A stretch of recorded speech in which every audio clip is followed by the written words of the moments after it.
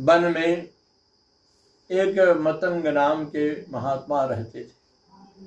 महान आत्मदर्शी थे और निरंतर भगवान राम की भक्ति में तत्पर रहते थे। उनके आश्रम पर यावत दिवस भगवान के गुण कथा प्रकाश की चर्चा होती रहती थी। चित्रकूट के वन उपत्यकाओं के चारों ओर से महात्मा जन आकर के उनके मुखारबिंद से भगवत भक्ति की महिमा सुना करते थे। उन सभी में से एक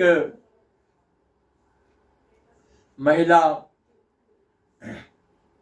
सबरी नाम की भगवान के गुण और चर्चा सुनने आया करती है। उसका महाराज के मुखारबिंद से कथा श्रवण करके जी भरता ही नहीं। जब महाराज थक करके विश्राम में चले जाते तो दूसरे सत्र में कथा सुनने के लिए वहीं बैठी रहती।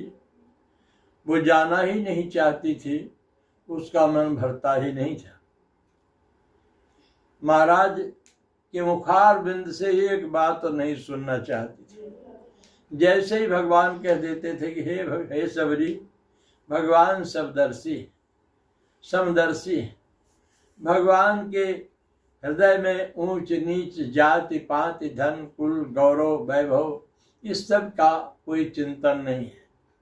भगवान सबके हृदयवासी, सबको समान कृपा करने वाले भगवान परम कोमल है। ये बात उसे नहीं पसंद थी।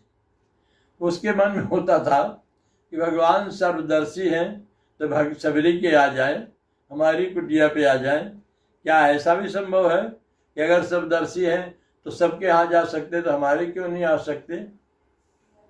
और जैसे ही भगवान की महिमा गाते हुए महाराज मतंग कहते कि हे सबरी, भगवान सर्वदर्शी समदर्शी, सब में अपने आप को अपने आप में सबको देखने वाले हैं, तैसे उठ के चली जाती। एक दिन अपनी कुटिया पर, अपनी झोपड़ी पर सबरी को ख्याल आया कि जैसा महाराज मतंग ऋषि कहते हैं भगवान समदर्शी हैं, अगर किसी दिन भगवान तेरे आ गए तो हे सबरी, तेरी तैयारी क्या है? तो भगवान को कहाँ बैठाएगी? जैसे उसे ये ख्याल आया, उसने कहा भगवान आए ना आए, मुझे तैयारी तो रखनी चाहिए। तो वो एक पीढ़ा लेकर के